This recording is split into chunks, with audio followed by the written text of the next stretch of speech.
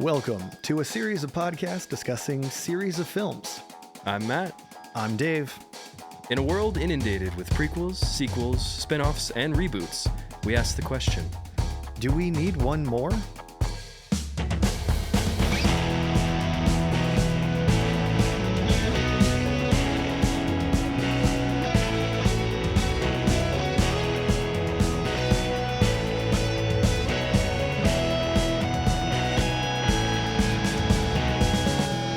I think we do. I think we don't. All right, Matt, I have a question for you. Okay, I hopefully have an answer. And We it shall does see. pertain to our movie this week. Okay, hit me. For those of you who are listening, we know this is the Avatar episode, 2009. It's true. Not to be confused with the Last Airbender movie. Sure. Or the TV show. Or the TV show. But the Navi hybrids that they pilot in this movie, Yeah. do they have Wi-Fi? Oh. I had some questions on how they work, and I'm imagining there has to be some kind of hardware inside their brain, potentially.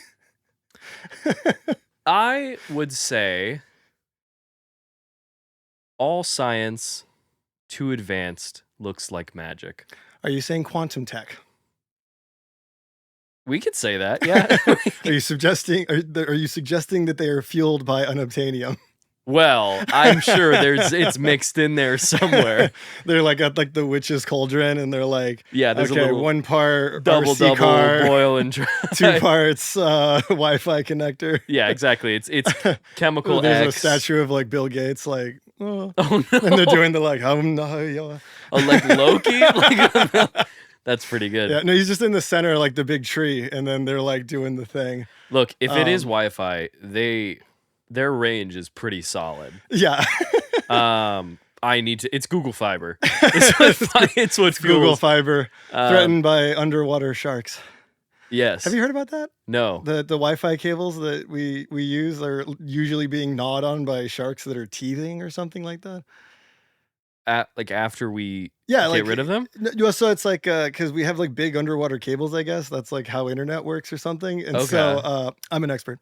And sharks are constantly gnawing on these cables at the bottom of the ocean. No, I was not aware of that, and I hope they're okay. Yeah. The cables or the sharks? The sharks. I don't give a fuck about the cables. I know.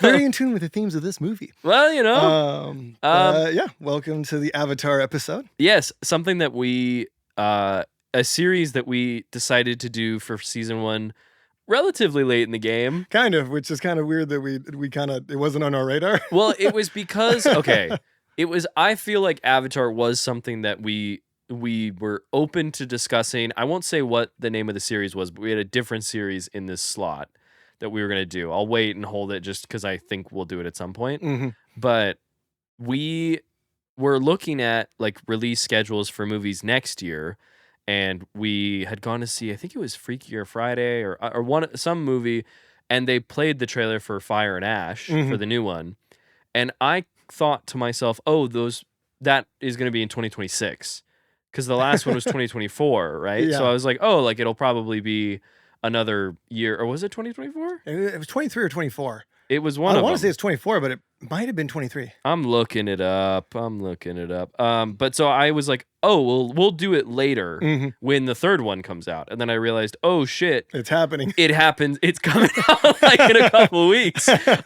We should maybe do it. And, we will get into here. I'm pulling it up. It's 2022. Oh, real? Wow. All right. 3 years. Wow. It's been a rough 3 years, apparently, is what I am now discovering for myself. Interesting. Yeah, that's a while ago. So I guess this is right in pocket for it to come out in 2025. This is true, yeah. So we Slightly less space in between this one. a little bit. There's Yeah. a little bit more anticipation between this one we're covering and next week's episode. Like the release date, we will also wait about 15 years before we drop. We're gonna hold. You guys got to wait. Exactly, but the Fire and Ash episode will come out on time. Technology to catch up. Exactly. Which we'll get into next week, but I do understand why it took so long. I do too. I totally understand. I was watching a bunch of videos before this, and I was like, it's one of those things where like you know, there are certain things with other movies, and I can't name anyone in particular, but you know, you'll hear talk of sequels, and they'll be like, "Oh, like we're just waiting to figure it out or whatever." It's like bullshit. Like I Yeah. you know, this one, yeah, I'm like, "Oh yeah, no, you have like." Yeah. Because this was also the first one. This movie, Avatar, Mhm. was in the works for Yeah, years. no, for a he long wrote the time. first treatment before he did Titanic. James Cameron, I didn't actually say his name. Yeah. Jim. Jim, who kind of looks like Tim Allen in the Santa Claus movie when he shaves but is turning into Santa Claus. Interesting. I don't know if you remember that movie at all. Of course I do. I I watched was looking at the behind the scenes and I was like, he looks familiar, and it kind of hit me like a brick. James Cameron is one of those guys, and I remember us talking about this when Way of Water was coming out, which it came out either 3 years ago or 2 weeks ago, apparently, according to my I never internal know clock. what year I'm in. I'm constantly time traveling. But I remember us talking about it, and it was that whole thing, and we'll talk about Way of Water next week. But it was that thing where we were like, look, obviously this movie Avatar was such a big hit. It's the biggest movie in the world, you know, in terms of box office, all this stuff. Like, can he really do it again? Like, are people Yeah. gonna care? And we learned the lesson to apparently never bet against James Cameron. No, you don't do that. Like, they did that against him in Titanic, where they're just like, we keep they're doing like, it as a society. Is this movie going to even be good? Is it this silly Titanic movie?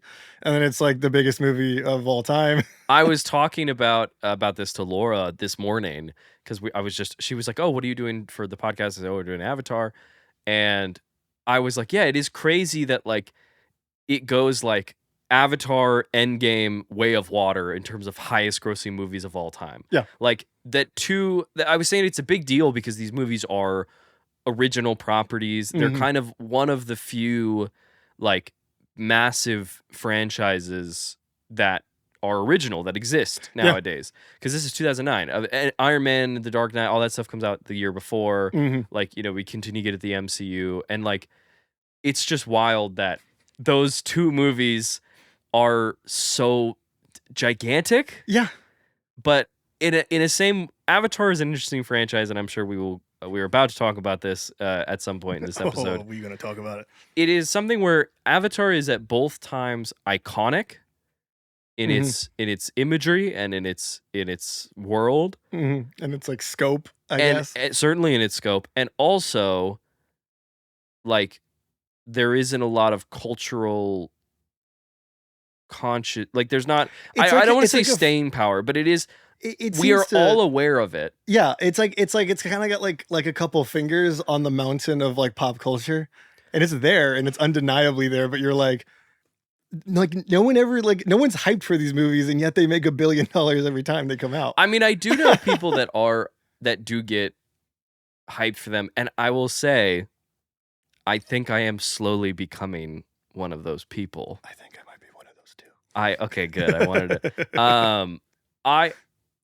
I think I am and I'm not at the same time. I guess we should to continue discussing this. Let's set the record. Let's put the foundation down on the show. What's your relationship to this movie, Matt? Well, I'm glad you asked that because that was what I was also going to ask you. My relationship. I mean, I saw this movie like most of the population, according to box office. According to box office, statistically, you were probably one of them. I was there in theaters to see Avatar. Did you see it 2D or 3D? I saw it in 3D. Okay. I saw it in 3D. I saw it. I was 10 or 11 when it came out, and I remember just being completely like gobsmacked by it, and just being in the theater and seeing all that, and having. I mean, I was 10. You know what I mean? I was like, not to dumb. I'm not saying the movie's like only impactful for children, because we'll get to that in a second. But like being a kid and seeing a movie like this, like completely blew my mind. And I remember the conversation people being like, this has never been done before. Like, this movie is truly revolutionary in its technology and all this other stuff. And then I kind of just went about my life knowing about Avatar, and people would say Navi or whatever and all this other stuff. I talked about this off air, thinking that I wouldn't have a place to slip this story in, but I'm now realizing I can just put it in here. It's our show, Matt. We can do whatever we want. That is, you know, I forget that. I really forget that it's our show. But I remember being in high school and like this is my second time seeing Avatar for the is incomplete. I've watched like 15 minutes of it once and I had to turn it off because I had to go somewhere. But like I've only seen this movie twice in the theaters and then earlier today. But I remember being in high school and people talking about Avatar and people kind of writing it off and being like, it's bullshit, like whatever. Like all this other stuff, it's nonsense. Like nobody even knows anything about Avatar. Like, does anybody know the main character's name in Avatar? And I went, Jake Sully. And they all like looked at me and they were like, how the fuck do you know that? And I was like, I honestly couldn't tell you. You're like, I watched the movie? I was like, I watched the movie. And then they were like, okay, one guy. I was like, yeah, Jake Sully, they're looking for unobtanium. And they're like, what is unobtanium? I was like, it's the metal. Why doesn't nobody remembers it's the metal? It's not a subtle name. You're like, you know how America likes oil? It's just space oil. It is space oil. But more fantastical. I was like, it's a metal that is equally boring. That they can't it's unobtanium. It's a pretty like Cameron is not like being subtle in what they're looking for. This is also not the first movie to do it unobtanium as the metal. Did you ever see a movie called The Core from like mid-2000s or something? No, like that? but I kind of remember hearing about it. It's Hilary Swank and Aaron Eckhart. And it's a movie where they drill to the center of the earth because the earth's core is like stopping and it's causing all sorts of havoc. But they're like, it's stopping? It's stopping. It rotates or something. So they're like, we got to drill to the center of the earth and drop some nukes in there to like kickstart the earth's like core.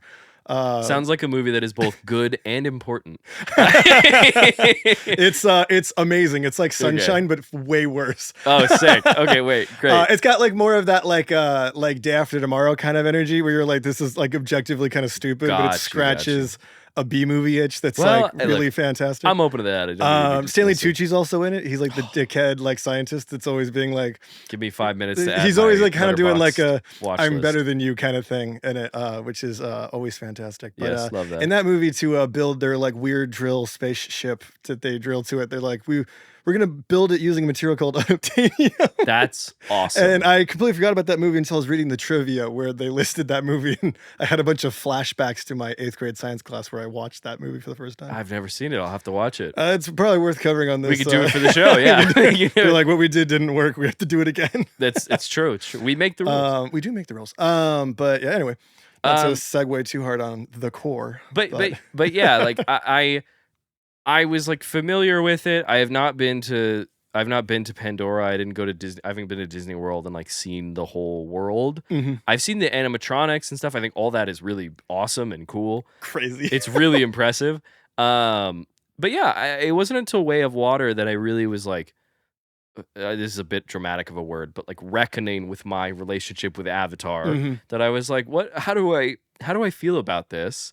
And I think also my appreciation for what Cameron is doing at times has grown, despite me also recognizing that like this movie is like, it's certainly not perfect. No. But I find it pretty effective. And I'll say this right off the bat. I'll just get it out of the way, and then we can talk about your relationship with this. Wow. But I was talking off air, and it's the movie we did last week, Dungeons and Dragons. Yes. That I thought of Dungeons and Dragons while watching this movie. Interesting. In what way? In only one specific way. Michelle Rodriguez? Okay, two specific ways. I will say she's great in this movie. She's great. She's great. She's always great. She's good. She's underrated as an actress. It was one of those that I was like in my notes and like, fuck yeah, Michelle Rodriguez, good for you. And I'm glad we're doing a back-to-back with her on this. I know, yeah. But the second thing that made me think of Dungeons and Dragons was on that episode I talked about how my appreciation for that movie is, while it is pretty I don't want to sound dismissive when I say the word standard of the tropes of a movie like that. Like, it is hitting the beats that you would anticipate. Like, Rogue who has a heart of gold but seeks redemption, has a dog, all the cliches of movies like that. It is doing them, but it is doing them well. It is, yeah. It's that thing And of like James Cameron is really good at what he does. just because it is usual Mm-hmm. in its plotting doesn't make it worse or bad. No. Star Wars is I thought of Star Wars for obvious reasons. Mm. Star Wars is a clear, simple thing. Like, farm boy seeks more, defeats an evil empire, good, bad. That's like, you know what I mean? Like Yeah. Han Solo is the archetype that Chris Pine is playing in Basically. Dungeons and Dragons.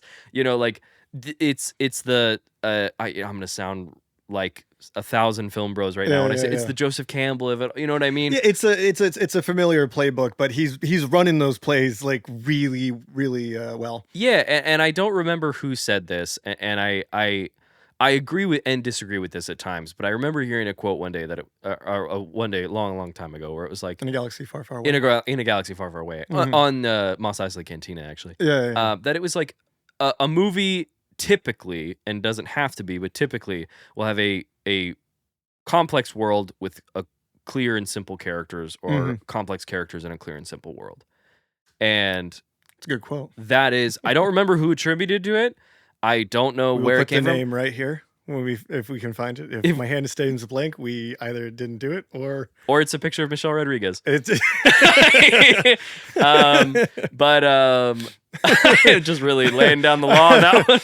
That's what it's gonna be. We'll put it here for later, and I'm like, I'm not gonna want to do that later. But I thought We'll leave that mystery up to the audience. that's what made me thought of Dungeons and Dragons. It was that I was like, it's hitting a lot of stuff that you would anticipate. No, it's a very familiar movie, but it is, the scope and scale is pretty impressive, I would say. That's where you're kind of allocating your chips, I suppose. Mm-hmm. But that's kind of my whole spiel. Dave, what is your history with Avatar? So this was probably my third viewing of the movie. I think I saw it once in theaters. Okay. And then I saw it like once when it came out on Blu-ray. And then I think I watched it like halfway through one time later, but I was bored and I left. And then this time I was watching it and I was like, I feel like we don't appreciate this movie for what it is, but at the same time, I get why we don't care. Yeah. And it's very odd because I think on the one hand, it is like truly a spectacle and it is really impressive. And at the same time, I find myself going like, oh, is that coming out? Oh, maybe I'll check it out if I have time. Yeah. There's like I'm not like dying to go see it, but every time I'm watching it, I'm like, this is truly spectacular. And I think it's really underrated, but I just don't crave it. Yeah. Which is a really interesting spot to be in terms of pop culture, I think. I honestly, I kind of agree with you, and I feel a similar way, and I can't exactly lock down what that is coming from, right? There's part of me that it's like, and we'll get into this again in next week's episode, but like I remember when Way of Water was coming out being like, Avatar was part of what got people to go see it was because of the technical marvel of it all. Like now that we're in an era with Thanos and all this other stuff, like, like, can you do that same trick again? And they do in a different way that we'll cover next week. Hint, it's somewhere in the title. But I was unsure. Like, I think at first I'm like, is it the CGI of it all that I'm like, we're so used to big CGI worlds now that like that is kind of lost on us, right? Yeah, I think for this movie, it is kind of its like immersive qualities. Like I feel like when you're in the theater and you're doing this like in 3D, like that world feels really real. Yeah, in a way that a lot of movies don't get to do. But granted, a lot of movies don't cost $237 million. Well, nowadays they most do. Of them do. Now that's the standard. yes. We discussed as I declared what is mid-budget and what is not last week. But yeah, it's a fascinating movie. I think rewatching it, I was like the culture of the Navi. I think is really fascinating. It is. And really, and obviously, it's one of those things where it's like they built a whole real language. People can learn to speak Navi like you can, like Elvish or whatever in Lord of the Rings. Like, all of my appreciation for this movie and its themes, which are not subtle, but are appreciated. Really? No. Like, I don't know. The world. Are you telling me you didn't cry when the big tree came down? I did get emotional. Okay, actually, I actually did get really emotional when that happened. I was like, whoa. Jumping to the end, when fucking all the animals come to the rescue. When they do the Ewok thing. And Zoe Saldana said, Awa has heard you. I'm not gonna bullshit. I got chills. I fully was I kind of did too. But I was like two minds. Part of me was like really like moved, and the other part of me was like, get out of here. But that's the beauty of and that's the I thing. think the cynic in me is like, no, the animals wouldn't come to the rescue of the redwoods. And it's that thing where like Jake talks about it when he talks about it with Stephen Lang's character, where he's like, terrifying in this movie. Oh my god, he's so good. He's he's such a shit. I love Josh Brolin, but I'm kind of mad it wasn't Stephen Lang as Cable. Yeah, I know that was talked about that was If they were to do a redo on that, I think we should still. And having the he scratch has marks, like the Cable like makeup going already. Like that should have been a really good audition. It is that thing where it is like obviously Stephen Lang unfortunately has gotten older. So like that's true. It is one of those. He's already pretty old in this movie. Yeah, but like, God, he's so good in this. But like, it's fit as hell. He is. I remember him being in shape. And then when he's doing the bench press, I was like, God damn, how old is he? Like 56 or is he like 29? Like, I was watching that and I was thinking about it because and then like we climbed up the stairs to set up for the podcast and I was like immediately winded. Yeah, I feel that. And his physique was flashing through my mind like, you bitch. Yeah, 100%. But no, I think the world of Pandora, that it feels to me. There was a line that Jake Sully says, Sam Worthington says, when he's talking about Earth, which we don't really get to visit. I think there's like maybe one cut where there's like some interior stuff of things happening on Earth. Yeah, maybe. But he talks about Earth having lost all of its green. That like we got rid of it all, that presumably Earth is, for lack of a better reference, it's like Coruscant, right? That it's probably just all paved concrete and lights. Yeah, and Pandora to me is almost like on one level, and this isn't my whole point, but like on one level it almost feels that it's like it is like Earth, it's Earth untouched. Like it is meant to be like what we could have been. What our planet was like, that it was beautiful. It had this whole, rich foliage and ecosystem and all this other stuff, and everything was in conversation with another, and we fucked it up a little bit. Like, you know what I mean? And I think that is a really fun idea. And so when they're like, yeah, like this shit, like when Jake Sully, puts his I don't know what the actual term is, but when he like ties his hair to the to the Tree of Souls, that he's like, I can't hear them. It is real. I think they just call it like making a bond. Like that's what they're like, make the bond. That's right. Do a James Bond. Yeah, exactly. And so he seduces the weird horse thing. That it is funny that it's like Cameron is like, what if we made them like, what if it was like a horse, but it was like a dog and weird? It was like a slippery dog the size of a horse. Like almost a giraffe-like neck, but not quite as long, but maybe like a big fin. And they're like, what else, And James? when it was like, we got really good at doing 6 legs. You want to do that on everything? Yeah, exactly. He's like, yes, and dinosaurs. Bring dinosaurs into this movie. He's like, I'm still mad I didn't get to do Jurassic Park, he said. Yeah, true. But yeah, I think allegedly the world of Pandora, and what is cool is, and I, this isn't narrative runway, which we'll get to near at the end, but something that I think is kind of interesting, that Cameron, I remember in Way of Water, he was talking about Pandora, and he was like, Pandora is a whole planet. In Avatar 1, you are experiencing one section of Pandora. Yeah. And in the subsequent films, I want to explore the whole world. Yeah. And I was like, fuck, that's kind of cool. Like, okay, we'll see other cultures and other, I'm like, what, do some of them swim? Maybe. Do some of them like fire and ash? Question mark. Yeah, I like all that stuff, I think is really cool. How, I guess let's get to the heart of this movie. Jake Sully. How do you feel about Jake?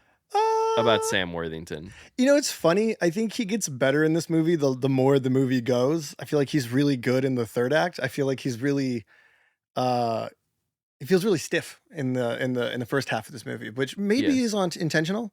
And But also maybe because a lot of that expositional dialogue is terrible. yeah. It's Yeah. not. It's pretty. He's like, I had a brother. I'm really sad. It's pretty. Also, my legs don't work.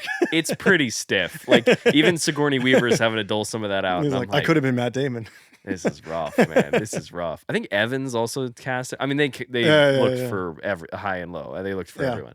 But yeah, how do you it's feel that about his thing of like performance? he's kind of it's like you said, like they're kind of doing the tropes, and so Yeah. he's very generically like I'm sort of charismatic wild card guy with a heart of gold, fish out of water style. So it's like yeah, you know, he's doing a classic. I think he's doing a sort of James Kirk kind of thing.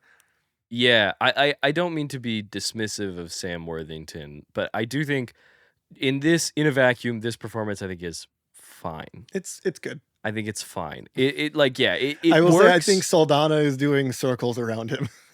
Bro, how good is Zoe Saldana in this movie? She's so good. I'm mad that she's an Amelia Perez.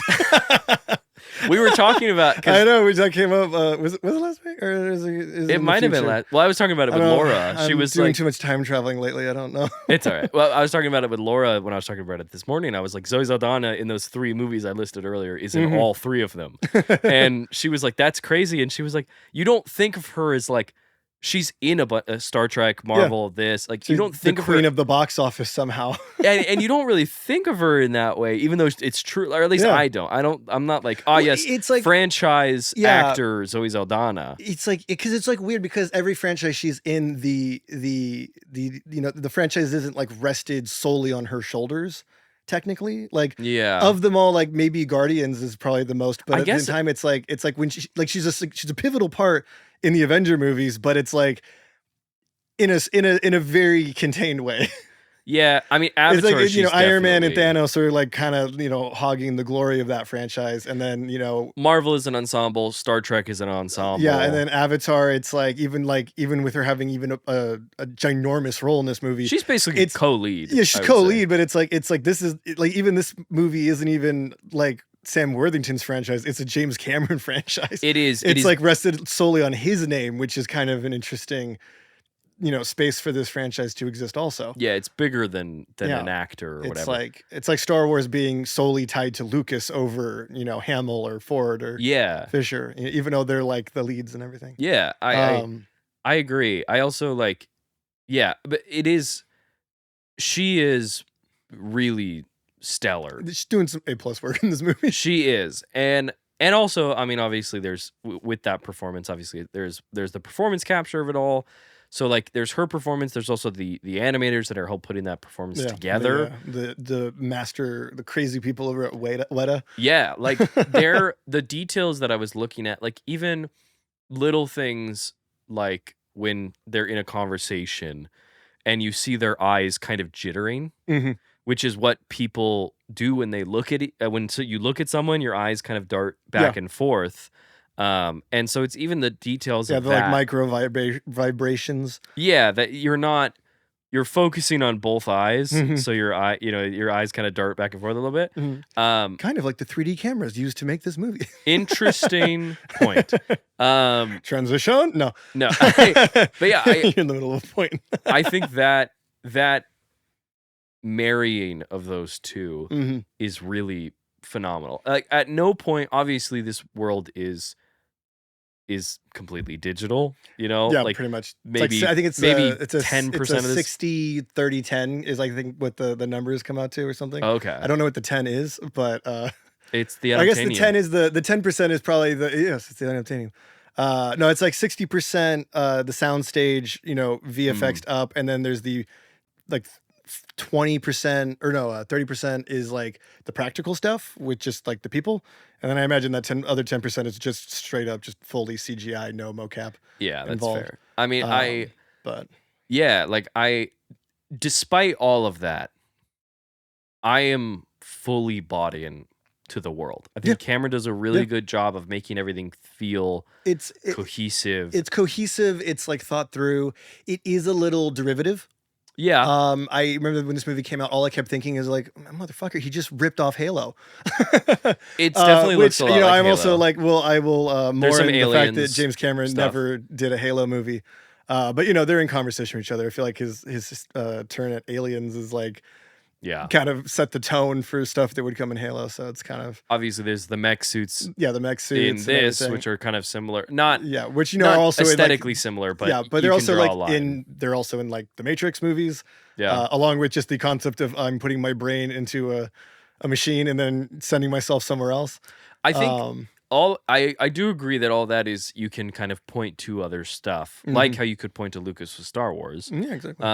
That like the net that is caught within all those things, I think is really fun. The idea that this network, the connection of nature, I think is really, and I know I brought it up a little bit earlier, but like that to me really felt really strong to me on this rewatch, is how in conversation every living, how they are like almost genetically linked, as well as like spiritually linked in the way, and also like as a testament to that world building and also to the visual effects department at the same time. The luminescence of the movie is staggering. Yeah, this movie to be looks honest incredible, even like this many years later. Yeah, it's almost it's 16 years later. God, is it really 16 years old now? Yeah, 2009 to 2025. Oh wow, I feel old. I agree. Me too. The luminescence of it, because as a specific point to the artistry of it, I don't want to say as we all know, but like generally the understanding is, right, light is what can make an effect look real or not real. I point to Jurassic Park. I know you mentioned it earlier. Like Jurassic Park as the part of the reason that the T-Rex sequence specifically looks so good is that it is set at night. Yes. That there is enough darkness and shadow to work with some of the limitations that were there at the time in 1993. The rain helps in terms of like adding texture and all this other stuff. But the lighting of things being at night is really what kind of helps marry those effects. So it's a testament to the artistry. The fact that everything on Pandora can be lit and has some kind of, to use the word again, luminescence, like is a testament to how real and strong the effects of this movie are, is that light is coming from everywhere. Pretty constantly. Much, like bioluminescent trees and floors and leaves and everything. Yeah, like everything must glow. I mean, when they're walking on the tree, like the trees is like lighting up their footsteps. Was there an Avatar video game? No, right? There must have been, right? I mean, it's like one of those things where I'm like, I kind of want to play the Avatar game more than I want to watch the movies. I'm looking up. I would say you want a Spider-Man PS4 it. You just want to live in Pandora. Basically, yeah. Like many people. There were people apparently trying to book flights to Pandora at one point. Well, let me know. Yeah. Which happened again when Wakanda came out, when Black Panther happened. There's a game. Yeah. Avatar Frontiers of Pandora. Interesting. PS5. Is it new? It's a new game. Oh, interesting. 2023. It came out with the... Oh, it was like a Way of Water tie-in? Yeah. Gotcha. But and there was an Avatar the video game that came out in 2009. Okay. So there have been 2 Avatar video games. Dave, you're in luck. I guess I'm gonna have to go play them. With what time? I don't know. Well, hey, I'm still in the middle of a replay of Arkham Asylum, and it's slow going. But you're still working through that asylum. Yeah, still doing walking the halls. Yeah, walking the halls. There you go. Looking for trophies. Hey, well, you do what you got to do. Beating the crap out of the mentally ill. Well, that's Batman, isn't it? Doing my best impression of RFK, I think. Oh no. But I in terms of like, all the world of it, I mean, we could talk 4 hours probably about how clear they took time to, like, even like, I don't know, the way that the whole world is in conversation with itself is really fascinating to me. In terms of the plot of this movie, as we've said a little bit, it's pretty straightforward. It's just it's your Fern Gully, it's your Pocahontas.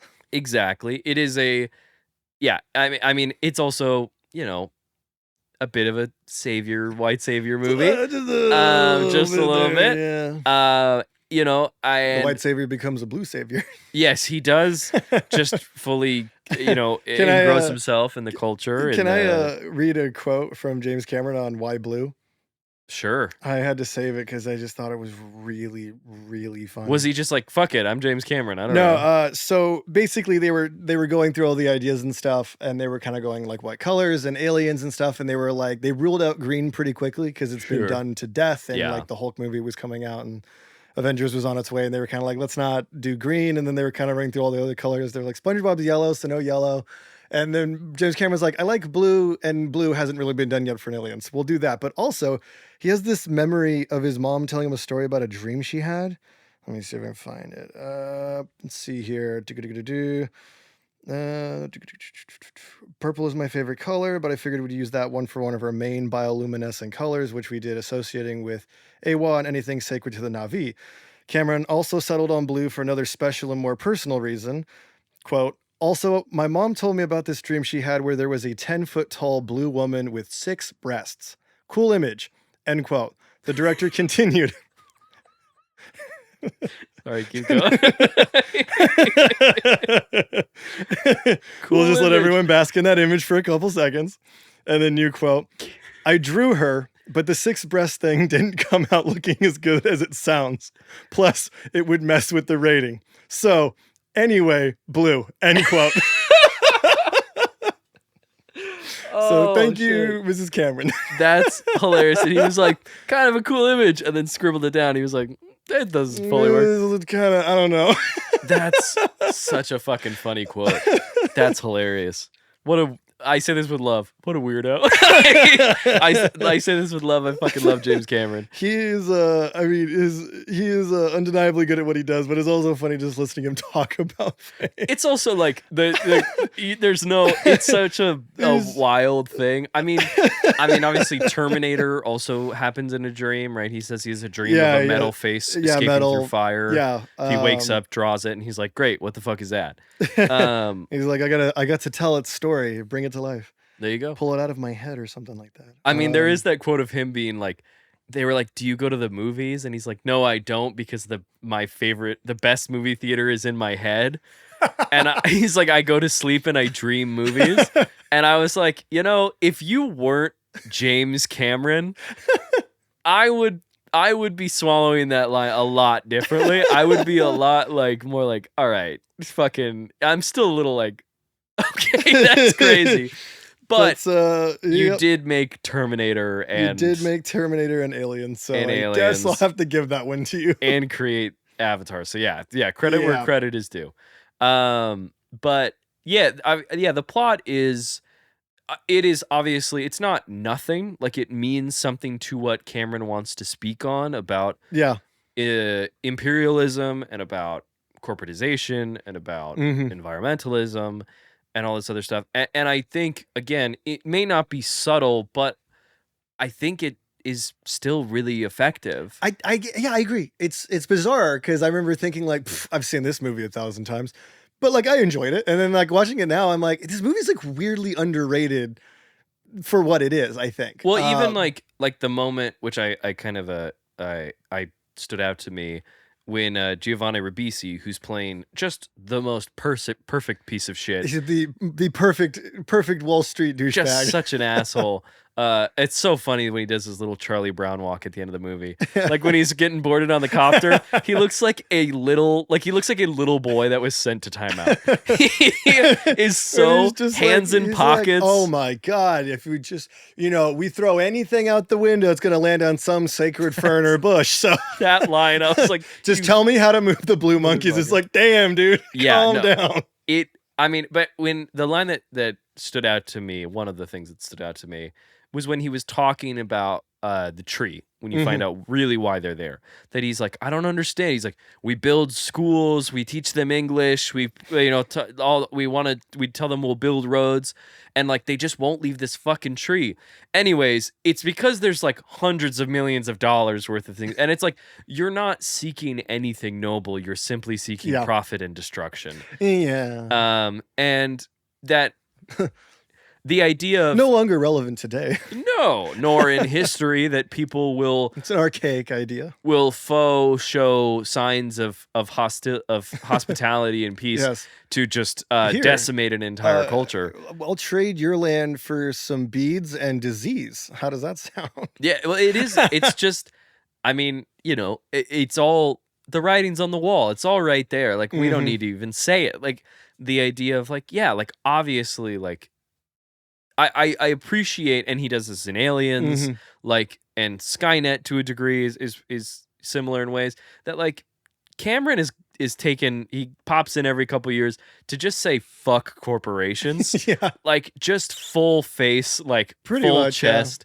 Aliens has that line Sigourney Weaver has where she says, she says that she thinks the xenomorphs are maybe more human than we are. And Paul Reiser says that's a bold thing to say. And she goes, I don't know. You don't see them fucking each other over for a point of percentage. Oof. And it was that thing where I was like, damn. That goes. That's a hardcore line right there. Yeah. And I think that he is carrying over some of those themes there. Including Sigourney Weaver. Including Sigourney Weaver, who is also wonderful in this movie. Yeah, she is. She kind of feels like, and I say this in a complimentary way. It's but she feels like a video game character. Yeah, like a little bit, but it's just again, it's that exposition. It's a lot of but apparently she's doing her performance is basically based on James Cameron. Oh, I she think just I've said heard in an that. interview, she's like, "I'm doing James. Like that's what I'm doing in this movie." I mean, kind of checks out. Yeah. Like a guy that is like, by all accounts, a little rough to work with at times. Also, very fucking good at what he does. Yeah. Also, really cares about the environment. Like those three pillars. Yeah. Are he said it? He's also like, yeah, this movie's not so much anti-war as it is pro-environmental. Well, and I'm a tree hugger. Like just flat out called himself that. Well, I would say like I don't know this movie. I don't know if it is anti-war because, as Sully says when he gets off the thing, he's like, all these guys who are or were Marines aren't actually here under the behest of any government. Yeah, they're not there for a government. They're literally just mercenaries. They're just here for the company, which is what they call it. They're literally just the most over... They're hired guns. They're the most over armored... I don't know. They're just... The militarization level that they are at is crazy. Yeah, they are brought in to... Yeah. To just, do the dirty work that the company needs in order to get to their bottom line, which is shot when they introduce Quaritch and he's like standing behind that wall that's like it's like open vents, but it looks like an American flag. Yeah, true. Kind of an awesome way to introduce the character. 100%. Well, Quaritch also is just such an interesting guy. I mean, I appreciate appreciate's maybe a big word for this, but like the way he just straight up is like, by the way, I'm not going to be able to save all of you. Like, y'all will probably die unless you start acting right. Like, I don't think this movie is necessarily anti-war. Not to say that Cameron himself is pro-war, because I don't think the movie is pro-war. Well, I think no. Oh, shit. But it is certainly, it's more commenting on companies' control of things, I think, more than it is government. But yeah, I think all those themes are strong, and we'll get to this a little bit in Narrative Runway. I think he ties the knot on those themes. I think he doesn't leave it open. Yeah. I know there's that bit with Ribisi at the end where he's like, this isn't over, and then he does his little Charlie Brown walk away. Yeah. Yeah, I'm telling you, everyone who hasn't, if you haven't watched Avatar, go back, watch Avatar, watch the whole movie, like, don't change anything.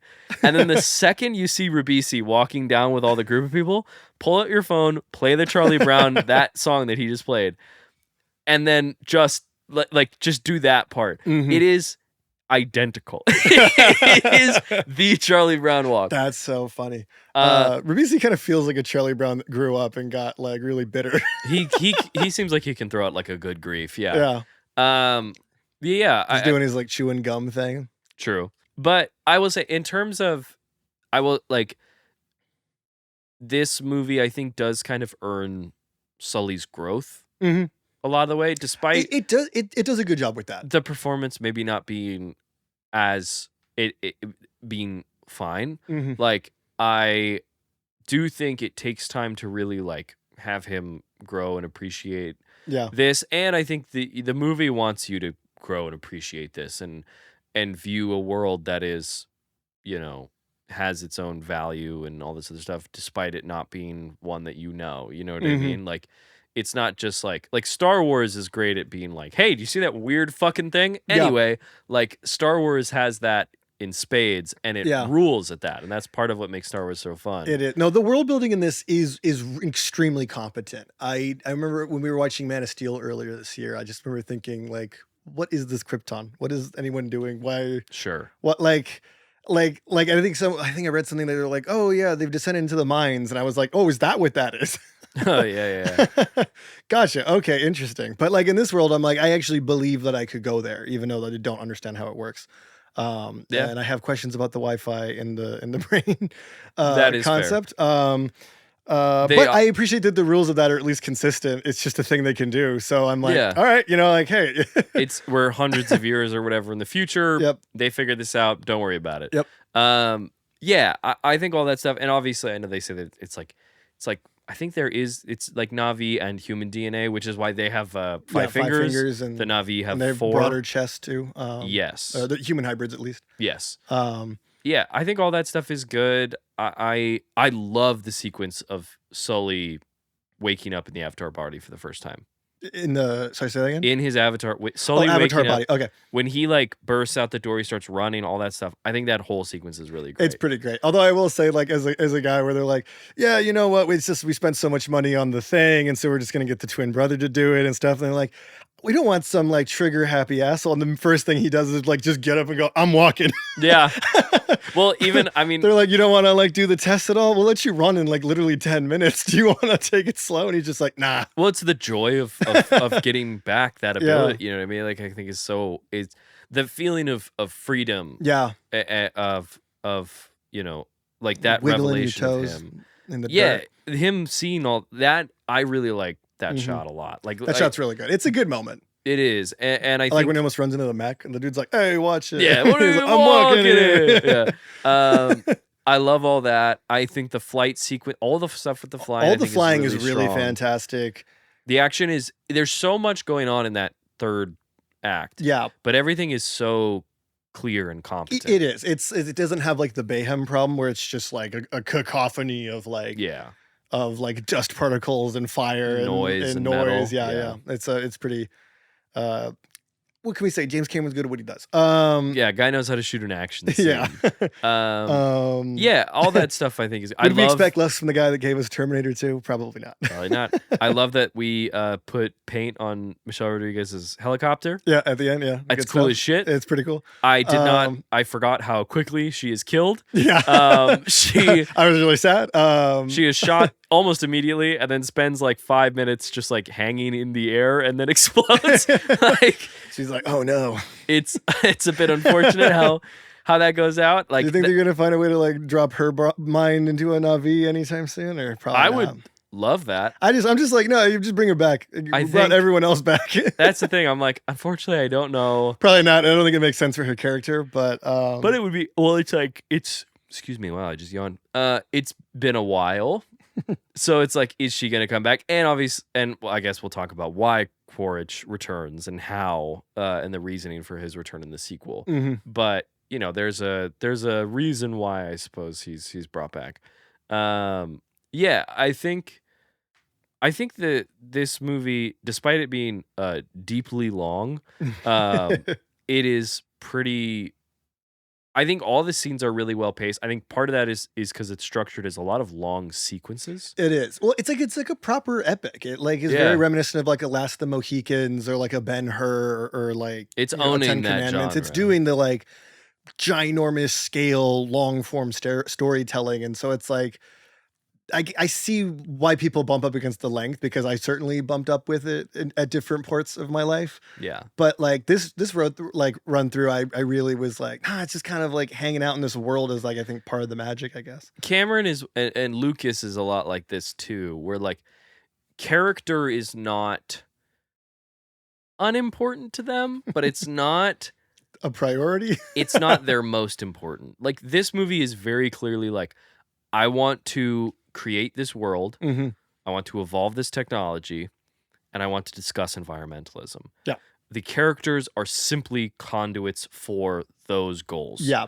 And I think in that pursuit, Yeah. he is successful in it. Yeah. Well, it's like he picked a classic story for a reason. He did like, and I guess when he did the first treatment, it was like right after watching Disney's Pocahontas. Did he really watch Pocahontas and was like, pretty good idea? He's like, that but blue. Yeah, he's like, 6 interesting. boobs. That's Later, he's like, 2. what a quote. What a Yeah, I'm getting crazy greedy. fucking quote that he decided to say on fucking record. I think we should make a T-shirt with that quote. That's just like, you know, where they do like the first letter of every. That's like, oh, like a hangman. Like yeah, it's fucking, like the word map kind of Yeah, thing, yeah. and then you know it's like the quote being read out. There you go. But yeah, I think in doing that, I think it is unfortunate that, you know, or a little unfortunate in that character. I personally think very important. Like, that is my, you know, when we've written stuff, like Mhm. that is certainly the priority in my point of view. I'm not James Cameron, so Yeah, he has a lot more street cred in this than him. I'm not saying he's wrong in his pursuit. but it sounds like you're saying he's wrong. I'm saying fuck you. No, it's just that's his perspective on it, and that way I think Yeah. it's really successful. And I think, you know, he generally is casting this world really well. So even if the characters are like, I don't think Worthington is bad. He's not my favorite performance of the bunch, No, it's but just, I think everyone else, Zaldana, Stephen Lang, the guy who plays Norris Spellman, CCH Pounder. I've been waiting to draw up CCH Pounder. I went because I What pulled are the up. drugs that you running for the DA? I pulled up the letterboxed because I was like, Yeah. okay, I'll get ready to log this when the movie's done. Mm-hmm. And I was scrolling through, and I was like, CCH Pounder, what the fuck? That's who. I saw her in the It credits, is? and I was like, "Whoa!"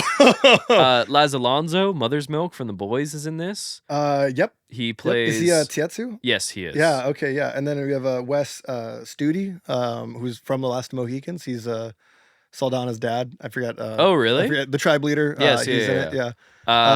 He's all that. Pretty good piece of casting there. Yeah, Taruk Maktai, is that what that's the title? That's I think If it's you the are able title. to ride Taruk. Etukan. Etukan, that's Yeah. right. That is his name. And CCH Pounder is Moab, but she That got a whole- spiritual title as well. That whole sequence of the tree, like you said, is really wonderful. And it's very tragic. It's like I Yeah. was seeing it coming down, and I was like, the scale of it like kind of shook me. Well, also that Stephen Lang, that Quaritch at the end is killed from the bow that of is like her made, father. Yeah. And is made of the tree. Yeah, Yeah. it's very poetic, like Very. in everything it's doing. Albeit, I mean, we mentioned the familiarities and stuff like that. Also, God, it's really cool to watch Stephen Lang tank just like 10-foot long arrows. I know. Well, just him like doing the grappling, like every time he's like starts doing shit, you're just like, Jesus Christ. Like when he's just like, he's like, I don't got time for a mask, and he just like kicks the door open and starts shooting The when they're trying to big make their pistol escape. that Yeah, he and he's just has. like just literally starts like going and like blasting, like, and just every time he's like, I'm Very just gonna Frank hold Reynolds my of him. breath. I am the world's angriest man It really is on that planet and this one too. yeah, all that stuff. You know, I mean, Dude's like dodging knives inside a mech suit. Like he just really can't be killed. no, and Lang knows exactly what he's doing. Like, I mean, when he gets in the fucking mech and he's like, you know, he's setting the relationship with Jake Sully, like, you're gonna feed me information about this culture and all these people. And he like turns in the thing. He's like, "I'll give you your leads back. That's a man's word." And then he just starts like shadow boxing, In a mech suit. Like, this guy is It's objectively fucking very crazy. cool. I feel bad. Another Cameron alumni was up for the part of Quaritch, Mr. Michael Bean. I could see him being was very good in that. actually for about 6 months was convinced he had the role. And then turned out with Sigourney Weaver being cast already, Cameron was like, I don't want this to just be thought of as an alien reunion. Damn, So he said, sorry, bud. that's a bummer. I know. I mean, Stephen Lang is fantastic. Stephen Lang it's kind of hard not to imagine him in the role because he's just doing kind of insane work in this movie. Yeah, I also think this movie is like, this is like a light thing, but like the movie I think has good moments of levity. Mm-hmm. I think the movie is like, it's not like hilarious, but like it is quite funny at times. Yeah. Like, you know, like, I mean, when Michelle Rodriguez is breaking them out of their little like confinement, they're in like basically jail. Oh And yeah. she comes in, she's like, oh, you know, you never would have thought they would got steak. And she goes, oh yeah, steak. She puts the gun up to him and he goes, yeah, you know what that is. I literally just wrote that down. So did On my I. second page, I just started writing down quotes that I thought were funny. Yeah, I was like, that's a great fucking way to deliver that. What else I got? I got great steaks. I have a note that's just they be fucking. They do fuck. There's some coitus in this movie. Yes, they do. Demon in a False Body. I thought it was pretty hardcore and a good name for a band. I thought Dreamwalker was cool that they called them that. Pretty cool. Yeah, you know what that is. This is Papa Dragon from Chorus. I thought was. Yep. That was great. This is Papa Dragon, also a pretty good band name, I think. This is Pop. Yeah, agreed. Not a particularly like poetic line, but just shout out to Sigourney Weaver when she finds out that Jake Sully and Siri were intimate with each other. The way she goes, "Oh shit!" like that. It's like you have been with each other, like, or what did he accuse him of specifically? I didn't write that part down, but yeah, just the oh shit she gives is so funny. That level of like how deep you fucked this. She's like bro. I was just starting to like you, and you did this shit. You're such an idiot. Like, it is that thing where it's like Jake Sully, obviously. Like you could have done it with any of the other ones. You had to do the chief's daughter. Jake Sully, like, obviously, like the hero of the movie, you know, for lack of a better term, right now. Like, he's the protagonist. But yeah, he's definitely a dumbass. Oh yeah, he is. He's pretty dumb, and like he just like doesn't think. But he's gutsy, and he can tame the big dragon. So. He is gutsy. The fact that he was like, oh, I figured like Turok is the biggest and the baddest, so like he wouldn't look up. If I just roll up in the biggest motorcycle, they'll have to listen to me. Totally worked. It totally did. I would do the same. If it was like only 5 times in thousands of years someone has been able to ride. If I could be number 6, it sounds like a good move. If that guy showed up on the thing that only 5 people have ridden in thousands of years, I'd be like, yeah, we should probably listen to that dude. I think the animals listen to him. Yeah, they do. Yeah, they feel do. bad for the other like dragon, the smaller one that he like ditches. Yeah, that is a bummer. He just like wakes up in the ash. He's like, I've got a plan, but you're not gonna like it. And like he just does like the Mario Yoshi jump. Yeah, like, he's just like, never mind. Don't need you. Poor guy. Hopefully he's okay. I'm holding out. He comes back in like the third one, and they're like, "Oh my god, hey, it's you." That would be great. And he's like, they're like all jaded, like, "You left me, bro." That would be good. But, he's smoking a cigarette. He's fucking. Did you remember the moment when Tetsu meets his demise and he rolls off the air carrier? I remember, and how that was getting memed for a long time. No, I don't remember it was getting memed. People would like be like my dog accidentally rolling off the couch or something, and it would just be the and like him like going limp off the edge. God damn it! It was just like things like that. That's funny. But yeah, I think Tietsu is he's all right. Yeah, as a character. Like again, a lot of these characters are like they're good. They're just. They're serviceable in the plot. It is, I think, it's like James Cameron almost like with like to make it just easier so we can spend more time enjoying the wonder of this world. We'll keep the characters as like, you know, as simple as possible. So they all are just kind of the archetypes of, you know, the Pocahontas white savior story. And it like just like they're all one-to-ones, you know, Chief's daughter. Yeah. John Smith. Yeah, he is John Smith. I forget what what Tetsu's one-to-one name would be. Let me look it up. I remember people were thirsting after him during lockdown. In the Pocahontas animated movie. I was like, Tietsu? No, not Tetsu, but like I mean, in the 95 Pocahontas movie, it's what's his name? Give me a sec here. Can I tell you a secret? Yeah, hit me. I've never seen Pocahontas. I've seen the opening scene and I just don't care. Dish is giving me a very disapproving nod off camera. It's not that I've never wanted to. It's just that it's never happened. I didn't have it on DVD as a kid. It's an interesting. I've heard Colors of the World. Great song. I'm not sure what the guy's name is. It's like nothing. I'm like reading all the names and like nothing's like clicking in my head. Is it Squanto? Is that what I'm thinking of? Anywho, you know what's funny about Pocahontas is that Dish is now playing Colors of the World. Wind. Fuck. The song is Colors Bruh, of do the you Wind. even read? No. No. You know I've never seen Pocahontas. You know okay? what's hilarious about Pocahontas? That was like Disney's big, like, this is gonna be our biggest movie of I've our heard about season this. and stuff. So all the people who they didn't like, all the animators that they didn't want on their big project, were left to go work on their like C tier, punishment project, which was gonna be called The Lion King. Just And incredible. yeah, so we just know what kind of working environment that must have been. Yeah. But yeah, with this movie, I think, I don't know. I feel like it's a hard movie to talk about, I think, because it's so clear, Yeah. but it is so grand. Mm-hmm.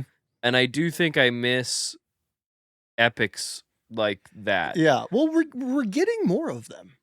They're Yeah. coming back. Like, I feel like the Batman is kind of in conversation with this, especially Dune. Part Dune 1 and is 2. very I much, feel like, yeah, I mean, those are like classic epic. proper old school style epics, even though the Especially- technology is like advanced, 100-fold since then. But that scale of storytelling, I think Wicked is entering that Yeah. conversation as well. I would see that. Yeah, I would agree with that. It is, I don't know. It's one of those things where like there were times where, or maybe I shouldn't say this because I feel like we'd be getting into our We Need Win score. I don't know if we're ready to get to that point. We're getting close. Yeah. We can maybe talk about this as a lead-in then, I suppose. And James Cameron obviously is such an incredible filmmaker and an iconic filmmaker that, while I'm sure there was some pushback, he got to make this. They Mhm. gave him the money to do this. And I miss stuff like that happening more frequently. Yeah. Because even Nolan doing Batman, like, Yeah, he didn't have the same budget. he didn't, but it's like they let him do his thing. Yeah. You know what I mean? They did, yeah. And we get those every now and again, like Greta Gerwig, I suppose, but like She's getting there. She's getting there. Gerwig, Coogler kind of is in that camp too. Mhm. I know One Battle After Another just came out, and that's one of those where it's like, yeah, let's give Paul Thomas Anderson $100 million to like make his movie. Mm-hmm. But that movie's so good. It is. That movie is fantastic. Another proper epic. Truly, I think with Cameron, what makes me excited about, and this is where I'm like, I don't know if we're gonna if we're ready to get into the We Need Win score, but this is kind of tied to my thoughts with this. Mm-hmm. Is the world of Pandora. He has created such an ecosystem that I am like, man, to just put it in one movie actually doesn't seem serviceable. In a weird way, yeah. Where I am like, yeah, this is a whole planet. And we really only go to like 5 places outside of just like, walking through the jungles of Pandora. Yeah. Which, I mean, like, logistically, it's actually kind of hard to process where everything kind of is when they're like at the tops of the trees and when they're in the Hallelujah Mountains, and like how much space is in between there. But yeah, that it's like, if this is the history of these people and all this other stuff, like, you can use it as like a kind of marker for us. You know what I mean? You can use it. You can use this world and revisit it to explore other topics because you've created such a rich world. Mhm. Like Asgard and Thor is one of those things where you're like the Man of Steel thing where you're like, how does anybody live here? What is this? Yeah, I know. How does this world work? Like, I don't really get it. Like, I get it, but like, you know what I mean? And this Wakanda is another one that is like very rich and well constructed. I'm trying to think of some other examples. I mean, you could do recent any of the Lord of the Rings. history. I mean, Lord of the all Rings, that Middle for Earth sure. is one of the most fleshed out world building I think ever committed to cinema. It certainly is. I was gonna say Lord of the Rings, but I was like, can I think of something else too, or is it just? I mean, it's I think set the standard for good world building. I mean, maybe. I mean, Star Wars for sure. I mean, definitely Star Wars for sure. I think Lord of the Rings probably like recaptured that like magic, after filling a void, as it were. I'm all for part of where I'm parts of Harry Potter, I guess. Yeah, Harry Potter. It's mostly just London, I guess, but and then also you look at some of the stuff in Harry Potter and you're like, what the Like, Yeah. but with this, I am like, yeah, like you have crafted something that is worthy of more movies. of interrogating, of looking Mhm. into and exploring. And Which archetypes will they do next? it's true. Well, I mean, this Maybe is they'll do Mulan. this one is day. Earth, right? Yeah. And 2 is water, and 3 is fire. Mhm. 4 is Presumably will be. presumably wind, but we kind of do the Yeah, air we in kinda do this the air. I one. mean, with the Hallelujah Mountain, but maybe there's bigger Hallelujah Mountains. I have heard Cameron say that he does plan that in 4 or 5 they will go back to Earth. Oh, interesting. That would be Yes. interesting to see. Not, I don't know if they like, if like Neytiri and company all actually get on a ship and But go to there Earth. might be a scene there. But and there will be the Terminators are scenes. just like Exactly. There will be scenes on just Earth. the foot on the skeleton, like That would be dun dun dun dun dun. if he did that, I would be like, damn it, James. Like it'd be how I felt at the end of Split when Bruce Willis like reared his head and was Mr. like Glass. Mr. Glass, and I was like, what? that the greatest M. Night Shyamalan twist is that this movie I'm watching is part of a cinematic universe. that's right. A meta twist But yeah, I like with lime in my wounds. despite me being like, this movie is a little generic Mhm. in its plotting, it has some pretty rough dialogue, specifically in its exposition. Mhm. I think whenever we're like with the Navi, I think the movie is doing real good. Yeah. And then when we're not with the Navi, it's not as good. No. Like, it's I just would agree with that. like generally. Yeah, It's a bit of a generally, blanket yeah, statement, yeah. but like that is kind of where I land with Well, it. it's, every time you come back to the people, you're kind of like, boo, go back to the weird monkeys. Yeah, go And I back. don't mean the blue people. I mean the four-armed monkeys. I'm not being a racist here. No, the preliminaries. Yeah, the preliminaries. Those were things. cool. I was Those are like, cool, yeah. well, that's, Give me more of those guys. and we've talked about this on And the cool episodes. jaguars that also have like 6 limbs. Yeah, and they're slippery. They're slippery. They look so weird. This is, They and look cool in the dark. we've talked about Giving this. off Sabor vibes from Tarzan. True. We talked about this with the Halloween episodes and stuff, and on previous episodes of the show, where like I've said, like, I always prefer a big swing, and I will always appreciate. I may not always think it's like the right decision, but I will always appreciate a big swing over playing it safe. And looking at this, like I've heard someone actually, I'll cite my sources on this. The wonderful Patrick Willems, who's a YouTuber and filmmaker and video essayist, that he maybe not coined, but he describes it as the gonzo blockbuster, right? As the movie that is like reaching as far as it can go and doing the weird shit.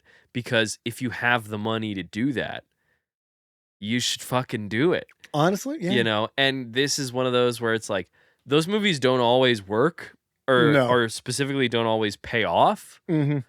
But when they do, it's Avatar. You know what I mean? Or it's Star Wars. Star Wars is weird as shit. Yeah, like, there's like a praying mantis smoking a cigarette. Yeah, like, you know, Chewbacca is a 10-foot tall dog man with an arrow gun. That is objectively weird. An arrow gun that shoots lasers. Yeah, like there's a robot samurai and a talking dog man. Exactly. And a singing elephant. Singing elephant. I guess he's not a singing elephant. He plays the piano, I guess. Oh, are you talking about fucking Max Rebo? Yes, Max Rebo. What a guy. Who's the fuzzy guy who sings? He's kind of half cockroach. Wombat looking. Yeah. That guy? What's his name again? I literally don't know, and I will be looking this up. I can't write who sings in Return of the Jedi. Like, I don't know how to look this up. I type in weird bug man who sings in Jabba's palace. I'll type in Return of the Jedi band. Let's see. That's good. That's good. It's the Max Rebo band. You could do Max Rebo acquaintances, maybe. Who shows up in his posse? Key members. I feel like this is like how the bad guys in the Ocean's 11's movie operate, where they're like, "Who's associated with Danny Ocean?" Wait, I actually think I know who the name of the character is. Oh, okay. Well, this is not. Well, it says the lead singer of the Max Rebo band is Cy Snoodles. Cy Snoodles. I don't think it's not that guy. You're talking about the guy who's like that guy. Yeah. That's not Cy Snoodles, but oh fuck, wow, it's this not is Salacious Crumb. original band members, because there were multiple iterations. They had a real Phil Collins Genesis moment. Cy Snoodles, yeah, she's the female lead. Peter Gabriel left, and then Cy Snoodles stepped up. Wait, there's one named Droopy McCool. Did he form the Foo Fighters? It's just the three. Did did people also ask on Google? It says, did the Max Rebo band survive? Were they killed? We can't be looking up the Max Rebo band on the Avatar. Did they pull episode. a Buddy Holly or like a no? They're alive. A Leonard Skinner. It says that they're okay. Oh my god, that's really funny. But yeah, like this stuff, the fact that we can go in and look at all this stuff, right? That is. I'm thinking of the song American Pie right now. Fair, which is also kind of connected to Star Where were Wars. you when the music died? That's such when the Max Rebo band met their tragic untimely death in the back of a Toyota, watching it on DVD. Yeah, watching it on Laserdisc. True. But yeah, I am all for movies that want to get weird and want to explore themes by doing crazy shit and building worlds like this. Mm-hmm.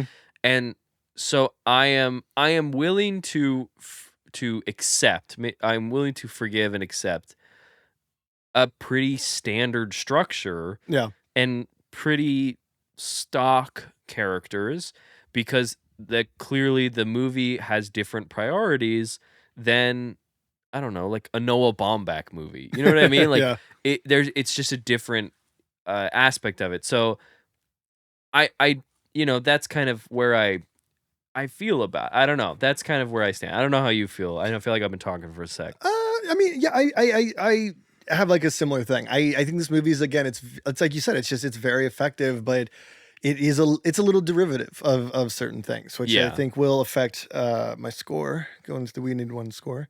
Before we do that, do you have any other scenes that you were dying to talk about? That's such a good question, and we didn't talk about Sigourney Weaver being from Stanford. That's right. Very cool. Oh, someone says not in this economy. That's a thing I've been saying. We clocked that once or twice a week. Just every put that day in my notes since this movie came out. Also think it rules that the bones of the Navi have naturally occurring carbon fiber. Pretty Took sick. a note of that. So they're like an iPhone. I don't know. Yes. Go with me on this one. All right, yeah. Pretend I'm being accurate. iPhones have carbon fiber. And unobtanium, right? Yeah, definitely. That's why the screen doesn't chatter anymore, right? It's because of the unobtanium. The screen doesn't chatter anymore. What phone are you using? I mean, I've dropped this guy a lot. And they just don't shatter the. You know how like they used to you just like sneeze and the thing would crack. Like they're a little bit more durable. You know, I'm sure if I threw this sucker at the wall, it'd be toast. But you want to know why there's a case on my phone? Oh no, it's because it's completely shattered on the other end. Oh yeah, had to hide it. Had to pretend. And then I said it on air on a podcast that will go on the internet for all of time. Right on. Let's see. Until we kill the internet. My pitch for a Wreck-It Ralph 3. Another Sigourney Weaver line. They're pissing on us and not even giving us the benefit of calling it rain. 10 out of 10. Pretty great line. No notes. Anything any call outs that you want to? I'm trying to think here. So, yay, flying. They be fucking. Everything is backwards. Going through my notes. Don't mind me. Yeah. I do think it's really funny. I think because we spend so much time with just the Navi, and like we don't get a lot of scenes where you see how much bigger they are than normal humans. Oh, that when they show up? When you see the scale difference and you're reminded that there is a massive, just a couple feet between the two. Yeah. And it's always really funny. And I think the ending of like her cradling Jake's tiny little like body, which I think is a really, really beautiful moment between the two. But it just has all I could think of was like, it's a little funny. Hey girl. It is. When you've been lying about yourself online. No, Jake Sully catfish. I know. He lied about his height. When I will say, and I don't even know why I'm pointing this out, but because we're talking about this scene, and this is not me trying to like knock the effects because they did everything. The proportion on Jake Sully's hand on Natiri's face. It's like a floating little baby hand. It's huge. Oh, is it? It's massive. I can't remember. When she is holding his human body and he like puts his hand up to her face and she goes, "I see you." It's as big as her hand. It's massive because it's really CG. funny. Yeah. So it was one of those where I was like, the proportion on that's not great, but I don't really give a shit. No, You know, it's one of those It's where a you're like, nice moment. I that gets us- recognize I it. see you. doesn't mean it really Yeah. it really gets at me. In terms of the We Need One score, Yes. what's yours? I went ahead and gave this movie a 2. I wanted to give it more, but I'm giving it 1 full point for the quality because I think this movie is very effective, and I mean we've said it a bunch. I think it's really effective in what it's doing. I'm giving it half a point for narrative runway because given the sort of generic plot line that they went with, I just don't know what you do, but there is, like you said, such an expansive world. I would want to know more, and Yeah. but just like not knowing what you do, like it's like, do you do like the Pocahontas 2 plot line? Probably not, since a lot of people just want to hang out in Pandora, which like I don't think the point in like taking them out of the planet and going to Earth kind of thing. Even though I know we know what the sequel is going to be, but Sure. like and then rewatchability, I'm just giving it a 1.5, I think, because again, it's not a movie I crave, even though the filmmaking is so impressive. That maybe I'm allocating those points incorrectly, but Wait, you said half a point for rewatchability or 1.5? That would be a 3. 1 point for quality. I was half doing a point. 1.5. There we go. 2. That's what I thought you were saying. I just wanted to double check. Just for the record. I'm of this the show. many years old. There you go. There you go. Fair. But yeah, so yeah, I gave it a 2. All right. I gave it.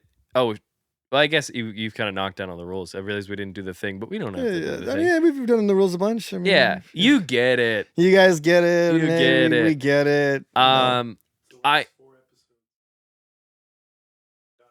That's true. If you don't know, If you stop know, you listening. know. Just kidding. Please keep listening. We'll link a different video where we explain this if you really want to know. The one that we filmed and never posted. Yep. Yep. Maybe a link to a photo that just describes it instead of the actual video. Smart.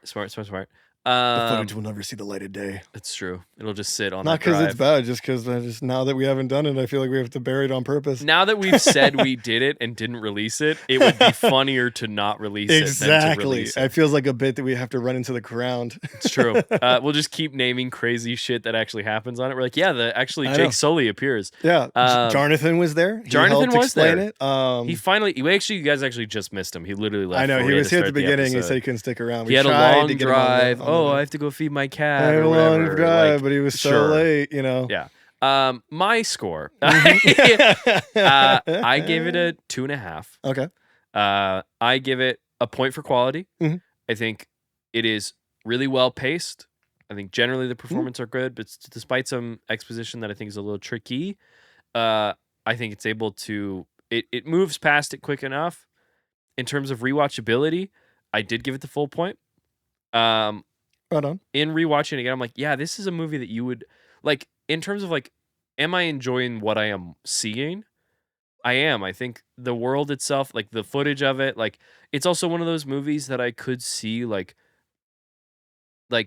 it's one of those movies. 15 years later, it still holds up in its effects and its quality. That it's like I could show it to my kids in however many years, and that effect is still gonna, you know what I mean? They're gonna be just as bought in. There is a value in in how future proofed it is, I suppose. And then in terms of narrative runway, I also gave it the half point. I think there are themes you can continue. I mean, like when it ends, we win the big battle and we kind of bring a lot of people off, but like they still keep scientists there. Like it's not like the company is gone. It's just a little different. So you could explore elements of that, but I do think the themes are pretty clear that like by the time that we reach the end of this, I am like, yeah, I get what you're trying to say, movie, and I appreciate it. And I think you said it. I know that we've now, Jake has like fully awakened in his avatar body. That is a nice cap of an ending. Yeah. But I don't know what exactly you explore in terms of him now just fully being in the body, right? There's not a lot of narrative there. Yeah, if anything, it just diminishes what the title means. Well, because he's no longer piloting an avatar. He has become the avatar. There it is. Hey, there it is.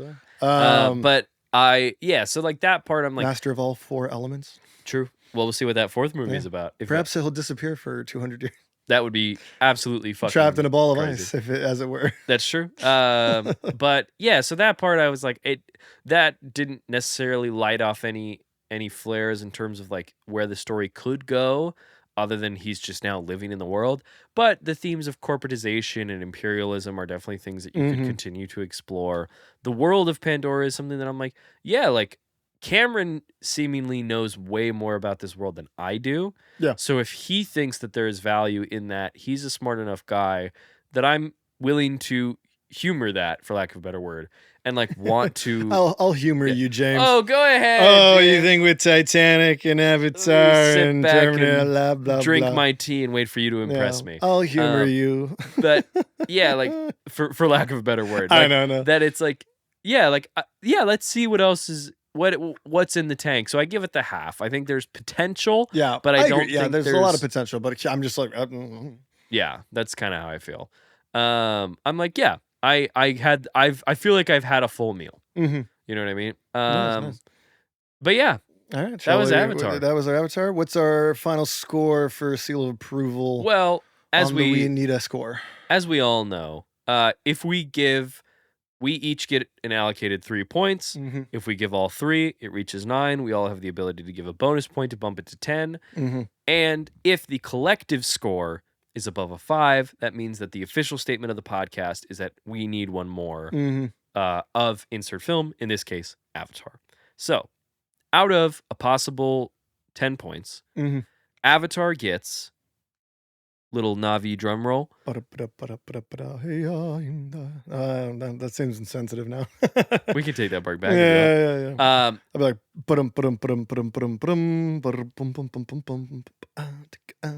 it's pretty good. Navi know how to jam. Yeah. Should they collab with the Max Rebo band? Jazz Navi.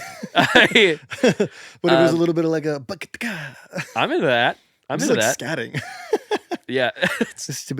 Goodbye.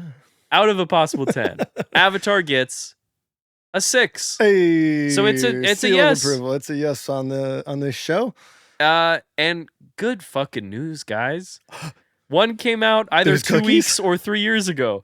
Thank you. Good reference to Scooby-Doo 2 Monsters Unleashed. Thank you. Had to specifically drop that because I feel like people wouldn't know. Yeah, in case they don't know. And if you do know, if you got Dave's reference, comment on our YouTube. You officially get to guest on the show. You can just text us, DM us, reach out to us. Text us, DM us your full name, your social security, and your credit card information. That's right. And also, nothing bad will happen. That is a joke. I do not do that. Yeah, that is really bad advice. We're not looking to steal any identities. We're just looking to talk about movies. If they give them to us, it's not stealing. Well, on that note, we'll ride this thought into next week when we look. We took a sip with H2O. We did. For your mother's maiden name. That's right. And the first name of your pet or whatever. Yeah, and your high school and the street you grew up on. Yeah. There we go. Yes. Where in the what was the name of the love of your life? Where in the There's tree of just life? tears. What level of the tree of life did you live in, or what is it called? Mother tree. Mother tree. Ewa. Mm-hmm. We took a sip with Yes. H2O. We're taking a swim next week. Yeah, I'm about to learn the way. Has anyone ever considered truly the way of water? No, I didn't. You know who did? James Cameron. Wow. And lead character of Avatar, Jake Sully. I remember the name. Always have, always will. Yeah. Yeah. How are you feeling going into next week? I'm excited. I've only seen that one the one time, and I did really enjoy it for the same reasons I kind of enjoy this one. So it'll be fun to really dissect it again and put it under the microscope, I think. There is one aspect of that movie that I think makes it already better than the first one.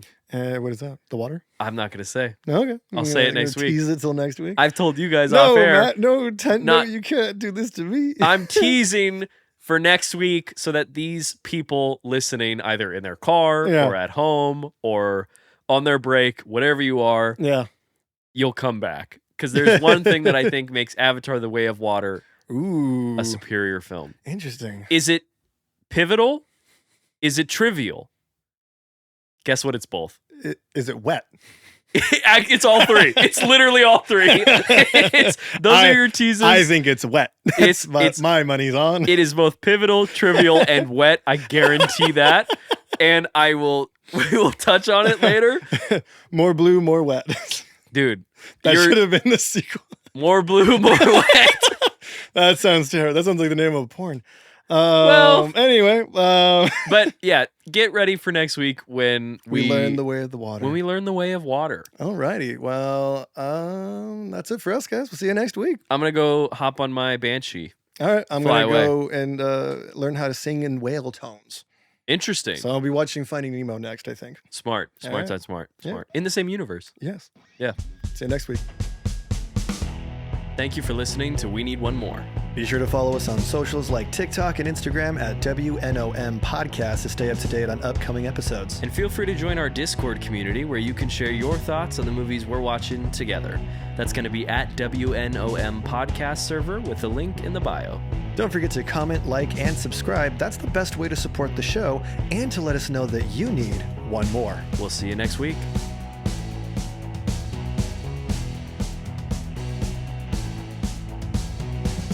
This podcast is produced by Pilot 9 and 9 Ball Creative.